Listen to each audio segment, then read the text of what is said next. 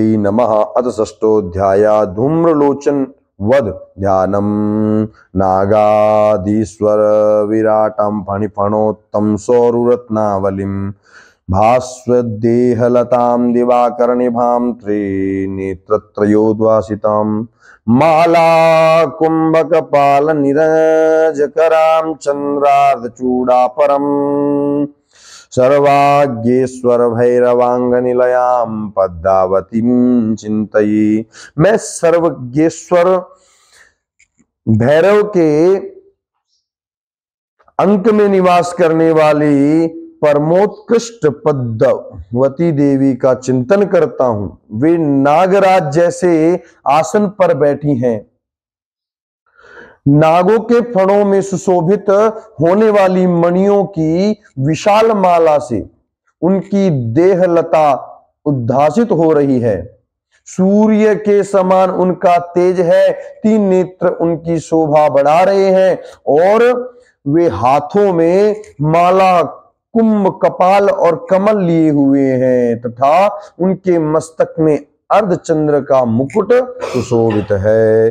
ऋषि उवाच इत्याकर्णवचो देव्यास दूतो मर्षपूरिता समाचष्ट समागम्य दैत्य राजा विस्तरात्। ऋषि कहते हैं, देवी का यह कथन सुनकर दूतों को बड़ा अमर्ष हुआ और उसने दैत्यराज के पास जाकर सब समाचार विस्तार पूर्वक कह सुनाया। तस्य दूतस्य दद्वक्या मार्कण्यासुररार्ततो सक्रोधा प्राह दैत्यानामदीपं धूम्रलोचनम। दूत के उस वचन को सुनकर दैत्यराज कुपित हो उठा और दैत्य सेनापति धूम्रलोचन से बोला, हे धूम्रलोचना, श्रुत्वां स्वसैन्य परिवारिता तामान्य बला दृष्टो केशा कर्णवीलम। धूम्रलोचन, तुम शीघ्र अपनी सेना साथ लेकर जाओ और उस दुष्टा के केस पकड़कर घसीटते हुए उसे बलपूर्वक यहां ले आओ। तत्परित्राणदः कश्चित् ददीवोत्तिष्ठते परा स हन्तव्यो परो वापि यक्षो गंधर्व एव च। उसकी रक्षा करने के लिए यदि कोई दूसरा खड़ा हो तो वह देवता, यक्ष अथवा गंधर्व ही क्यों न हो, उसे अवश्य मार डालना। ऋषि उवाच तेनाज्ञप्तस्तथा शीघ्रं स दैत्यो धूम्रलोचनो व्रता पश्च्या सहस्राणां मसूराणां द्रुतं ययो। ऋषि कहते हैं, शुंभ के इस प्रकार आज्ञा देने पर वह धूम्रलोचन दैत्य 60,000 असुरों की सेना को साथ लेकर वहां से तुरंत ही चल दिया। स दृष्ट्वा तां ततो देवी तुहीनाचल संस्थितां जगादोच्चै प्रयाहीतं मूलं शुंभ निशुंभयो न चेत् प्रियत्याध भवति मद्वर्तारमुपैष्यति ततो बलान्ययाम्येषा केशा कर्णवीलम्। वहां पहुंचकर उसने हिमालय पर रहने वाली देवी को देखा और ललकार कर कहने लगा, अरे तू शुंभ निशुंभ के पास चल। यदि इस समय प्रसन्नतापूर्वक मेरे स्वामी के समीप नहीं चलेगी तो मैं बलपूर्वक जोटा पकड़कर घसीटते हुए तुझे ले जाऊंगा। ओम दैत्य उवाच दैत्येश्वरेण प्रहितो बलवान बल संवृता बलान्यसिम्मामेवं तथा किं मे करोम्यहम्। देवी बोली, तुम्हें दैत्यों के राजा ने भेजा है। तुम स्वयं भी बलवान हो और तुम्हारे साथ विशाल सेना भी है। ऐसी दशा में यदि मुझे बलपूर्वक ले चलोगे तो मैं तुम्हारा क्या कर सकती हूँ। ऋषिरुवाच इत्युक्तः सोऽभ्यधावत्ता मसुरो धूम्रलोचनो हुंकारेणैव तं भस्म सा चकाराम्बिका तथा। ऋषि कहते हैं देवी के यों कहने पर असुर धूम्रलोचन उनकी ओर दौड़ा। तब अंबिका ने हूं शब्द के उच्चारण मात्र से उसे भस्म कर दिया। अथ क्रुद्धं महासैन्यामसुराणां तथाम्बिका वर्ष सायकैस्तीक्ष्णैस्तथा शक्ति परस्वधै। फिर तो क्रोध में भरी हुई दैत्यों की विशाल सेना और अंबिका ने एक दूसरे पर तीखे सहायकों शक्तियों तथा फर्शों की वर्षा आरंभ कर दी। ततो दुष्टकोपात् कृत्वा नादं सुभैरवम् पपातासुरसेनायां सिंहो देव्या स्ववाहन। इतने में ही देवी का वाहन सिंह क्रोध में भरकर भयंकर गर्जना करने लगा। बालों को हिलाता हुआ असुरों की सेना में कूद पड़ा। कांश्चेत् कर प्रहारेण दैत्यानास्येन चापरान् आक्रम्य आक्रम्य चाधरेणान्य सद्दान महासुरान।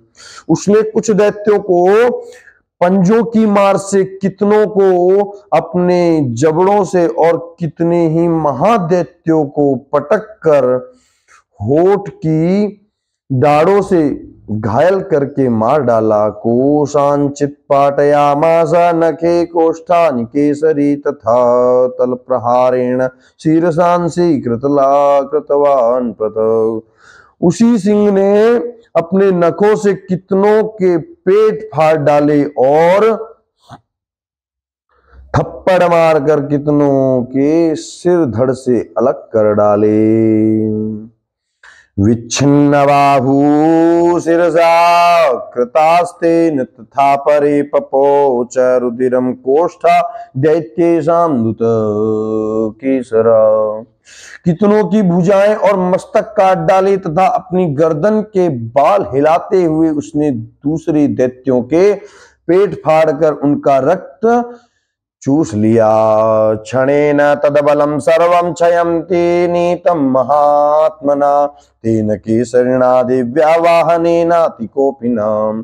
अत्यंत क्रोध में भरे हुए देवी के वाहन उस महाबली सिंह ने क्षण भर में ही असुरों की सारी सेना का संहार कर डाला। छित्त्वा तमसुरम देव्या निहितं धूम्रलोचनम बलम च क्षयितं कृष्णं देवी केसरिणा तथा चुकोपदैत्याधिपतिं शुम्भा प्रस्फुरिताधरा आज्ञापयामास चतो चंडमुंडो महासुरो। शुंभ ने जब सुना कि देवी ने धूम्रलोचन असुर को मार डाला तथा उसके सिंह ने सारी सेना का सफाया कर डाला, तब उस दैत्यराज को बड़ा क्रोध हुआ। उसका होठ कांपने लगा। उसने चंड और मुंड नामक दो महादैत्यों को आज्ञा दी। हे चंड हे मुंड बलिर्बहुभिः परिवारितो तत्र गच्छत् गत्वा च सा सम्मानीयतां लघु केशे स्वाकृष्य बदध्वा वा यदि वा संशयो युधि तदा शेषायुधे सर्वे रसुरैर्विनिहन्यताम्। हे चंड और हे मुंड, तुम लोग बहुत बड़ी सेना लेकर वहां जाओ। उस देवी के झोटे पकड़कर अथवा उसे बांधकर शीघ्र यहाँ ले आओ। यदि इस प्रकार उसको लाने में संदेह हो तो युद्ध में सब प्रकार के अस्त्र शस्त्र तथा समस्त आसुरी सेना का प्रयोग कर उसकी हत्या कर डालना। तस्याहतायां दुष्टायां सिंहे च वनिपातिते शीघ्रमागम्यतां बद्ध्वा गृहीत्वा तामथाम्बिकाम्। उस दुष्टा की हत्या होने पर, सिंह के भी मारे जाने पर उस अंबिका को बांधकर साथ ले शीघ्र ही लौट आना। श्री मार्कंडेय पुराणे सार्वणिके मनवंतरे देवी महात्म्ये शुंभ निशुंभ सेनानी धूम्रलोचन वधो नाम षष्ठोऽध्याय। इस प्रकार श्री मार्कंडेय पुराण में सार्वणिक मनवंतर की कथा के अनुसार अंतर्गत देवी महात्म्य में धूम्रलोचन वध नामक छठा अध्याय संपूर्ण हुआ। ओम श्री अंबिकायै नमः। अथो दुर्गा देव्यै नमो नमः। ओम ध्यायायेयं रत्नपीठे सुखकलपठितं शृण्वन्ती श्यामलांगी न्यस्तैकांग्री सरोजे शशि सकलधरां वल्लीकिं वादयन्तीं कल्हाराबद्धमालां नियमितविलसच्चोलितकां रत्नवक्त्रां मातंगी शंखपात्रं मधुरमधुमदां चित्रकोद्धाशिलाभम्। मैं मातंगी देवी का ध्यान करता हूं। वे रत्नमय सिंहासन पर बैठकर पढ़ते हुए तोते का मधुर शब्द सुन रही हैं। उनके शरीर का वर्ण श्याम है और वे अपना एक पैर कमल पर रखे हुए हैं और मस्तक पर अर्धचंद्र धारण करती हैं तथा कल्हार पुष्पों की माला धारण किए वीणा बजाती हैं। उनके अंग में कसी हुई चोली शोभा पा रही है। वे लाल रंग की साड़ी पहने हाथ में शंखमय पात्र लिए हुए हैं। उनके वदन पर मधु का हल्का हल्का प्रभाव जान पड़ता है और ललाट में वेदी शोभा दे रही है। ऋषिरुवाच आज्ञप्तास्ते ततो दैत्यश्चण्डमुण्ड पुरोगमा चतुरंग बलो सेपेता ययुरभ्ययुधता। ऋषि कहते तदंतर शुंभ की आज्ञा पाकर वे चंडमुंड आदि दैत्य चतुरंगिनी सेना के साथ अस्त्र शस्त्रों से सुसज्जित होकर चल दिए। ददृशु ते ततो देवी मिषध्वासां व्यवस्थितां सिंहस्योपरि शैलेन्द्र श्रृंगे महति कांचने। फिर गिरिराज हिमालय के सुवर्ण में ऊंचे शिखर पर पहुंचकर उन्होंने सिंह पर बैठी देवी को देखा। वे मंद मंद मुस्कुरा रही थी। ते दृष्ट्वा तं समादातो मुद्दमं चक्ररुद्धता आकृष्ट चापा सिंहरा चान्ये तत्समीपगा। उन्हें देखकर दैत्य लोग तत्परता से पकड़ने का योग्य उद्योग करने लगे।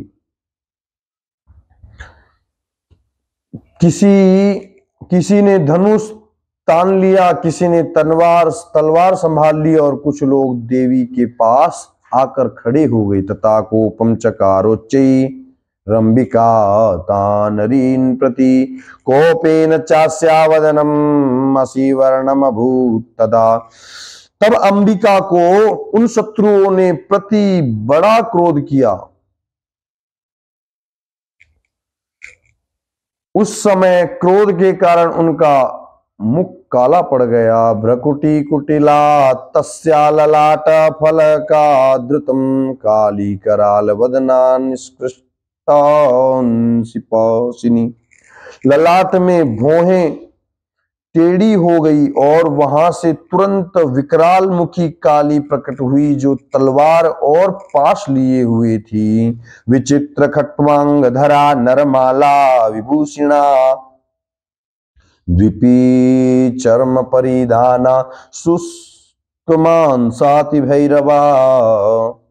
वे विचित्र खड्वांग धारण किए और चीते की चर्म की साड़ी पहने नरमुंडों की माला से विभूषित थी। उनके शरीर का मांस सूख गया था, केवल हड्डियों का ढांचा था। जिससे वे अत्यंत भयंकर जान पड़ रही थी। अति विस्तार वदना जिव्यालन भीषणा निगम नारत्न नयना नादापूरी तदीमुखा। उनका मुख बहुत विशाल था, जीभ लपलपाने के कारण वे और भी डरावनी प्रतीत हो रही थी। उनकी आंखें भीतर को घुसी हुई थी और कुछ लाल थी। वे अपनी भयंकर गर्जना से संपूर्ण दिशाओं को गुंजा रही थी। सावेगी नाभिपतिता धातयन्ति महासुरान सैन्ये तत्र सुरारीणाम भक्ष्य तदबलम। बड़े बड़े दैत्यों का वध करती हुई वे कालिका देवी बड़े वेग से दैत्यों की उस सेना पर टूट पड़ी और उन सबको क्षण में नष्ट कर दिया। सबको क्षण भक्षण करके नष्ट कर दिया। सावर्णी पाणि ग्रहाड कुशग्राही योध घंटा समन्वितान समादायिक हस्तेन मुखे चिक्षेप वारणान। वे पारस्व रक्षकों अंकुशाधारी महावतों योद्धाओं और घंटा सहित कितने ही हाथियों को एक ही हाथ से पकड़कर मुंह में डाल लेती थी। तथैवायोद्धम तुरंगै रथम सारथिना सह निक्षिप्य वक्त्रे दशश्च चर्वयन्त्याति भैरवम। इसी प्रकार घोड़े रथ और सारथी के साथ रथी सैनिकों को मुंह में डालकर वे उन्हें बड़े भयानक रूप से चबा डालती थी। एवं जग्राह केशेषु ग्रीवायां मत चापरम पादेनाक्रम्य चैवान्यामुरसान्यमपरोपोथयत्। किसी के बाल पकड़ लेती, किसी का गला दबा देती, किसी को पैरों से कुचल डालती और किसी को छाती से धक्के से गिरा कर मार डालती। तैर्मुक्तानि च शस्त्राणि महास्त्राणि तथा सुरे मुखे न जग्राह रूषा दश निर्मितान्यपि। वे असुरों के छोड़े हुए बड़े बड़े अस्त्र शस्त्र समूहों से पकड़ लेती और रोम में भरकर उनको दांतों से पीस डालती। बलिर्नाम तदबलम सर्वम असुराणाम दुरात्मनाम ममर्दा भक्षयच्चान्या नन्यांश्चाताड़या। तथा काली ने बलवान एवं दुरात्मा दैत्यों की वह सारी सेना रोन डाली, खा डाली और कितनों को मार भगाया। नसीना निहता केचित खट्वांग ताड़िता जंगुर्विनाश मसुरा दंताग्र विहतास्तथा। कोई तलवार के घाट उतारे गए, कोई खटवांग से पीटे गए। कितनों की ही असुर दांतों के अग्रभाग से कुचले जाने पर मृत्यु को प्राप्त हुए।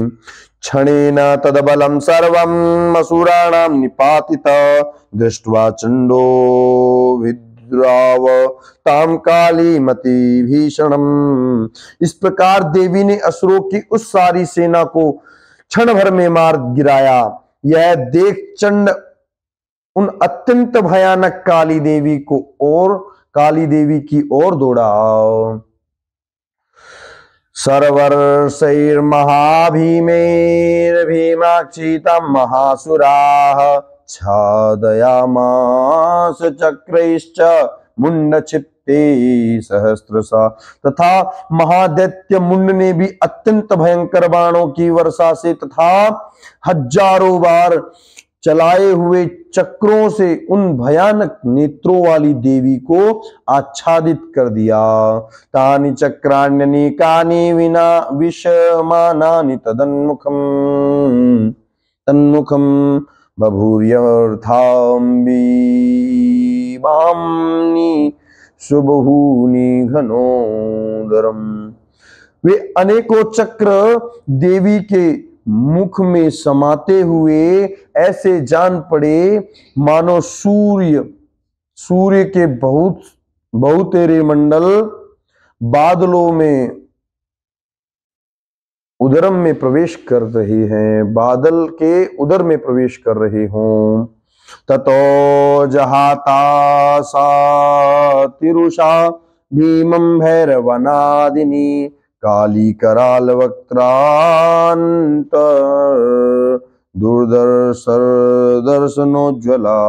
तब भयंकर गर्जना करने वाली काली ने अत्यंत रोष से भरकर विकट अट्टहास किया। उस समय उनके विकराल वदन के भीतर कठिनता से देखे जा सकने वाले दांतों की प्रभा से वे अत्यंत लज्जवलीय दिखाई देती थी। तत्थाय च महासिंहम हम देवी चंडमन धावत गृहीत्वा चास्य केशेषु शिरस्ते नासिना छिनत। देवी ने बहुत बड़ी तलवार हाथ में ले हंग का उच्चारण करके चंड पर धावा किया और उसके केस पकड़कर उसी तलवार से उसका मस्तक काट डाला। अथ मुंडो अभ्यधावत्तां दृष्ट्वा चंडं निपातिता तमप्यपातयत् भूमौ सा खड्गाभिहमं विहतं वृषा। चंड को मारा गया देख मुंड भी देवी की ओर दौड़ा। तब देवी ने रोष में भरकर उसे भी तलवार से घायल करके धरती पर सुला दिया। हतशेषं तथा सैन्यं दृष्ट्वा चंडं निपातित मुंडम च महावीर्यं दिशो भेजे भयातुरम। महापराक्रमी चंड और मुंड को मारा गया देख मरने से बची हुई बाकी सेना भय से व्याकुल हो चारों ओर भाग गई। शिरश्चंडश्च काली च गृहीत्वा मुंडमेव च प्राह प्रचंडट्टहास मिश्रमभ्येत्य चंडिका। तदंतर काली ने चंड और मुंड का मस्तक हाथ में ले चंडिका के पास जाकर प्रचंड अट्टहास करते हुए कहा, मया तवात्रोपहृतो चंडमुंडो महापशु युद्ध यज्ञ स्वयं शुंभुम निशुंभम च हनिष्यसि। देवी, मैंने चंड और मुंड नामक इन दोनों महापशुओं को तुम्हें भेंट किया है। अब युद्ध यज्ञ में तुम शुंभ और निशुंभ का स्वयं ही वध करो। ऋषिरुवाच तावनीतो ततो दृष्ट्वा चंडमुंडो महासुरो उवाच काली कल्याणी ललितम चंडिका वचो। ऋषि कहते हैं, वहां लाए हुए उन चंड मुंड नामक महादैत्यों को देखकर कल्याणमयी चंडी ने काली से मधुर वाणी से कहा, यस्मात् चंडम च मुंडम च गृहीत्वा त्वमुपागतः चामुंडेति ततो लोके ख्याता देवी भविष्यसि। हे देवी, तुम चंड और मुंड को लेकर मेरे पास आई हो, इसलिए संसार में चामुंडा के नाम से तुम्हारी विख्याति होगी। इति श्री मार्कंडेय पुराणे सार्वणिके मनवंतरे देवी महात्म्ये चंडमुंड वधो नाम सप्तमोऽध्यायः। इस प्रकार श्री मार्कंडेय पुराण में सार्वणिक मनवंतर की कथा के अंतर्गत देवी महात्म्य में चंड मुंड वध नामक 7वां अध्याय संपूर्ण हुआ। या देवी सर्वभूतेषु चामुंडा रूपेण संस्थितां नमस्तस्यै नमस्तस्यै नमस्तस्यै नमो नमः।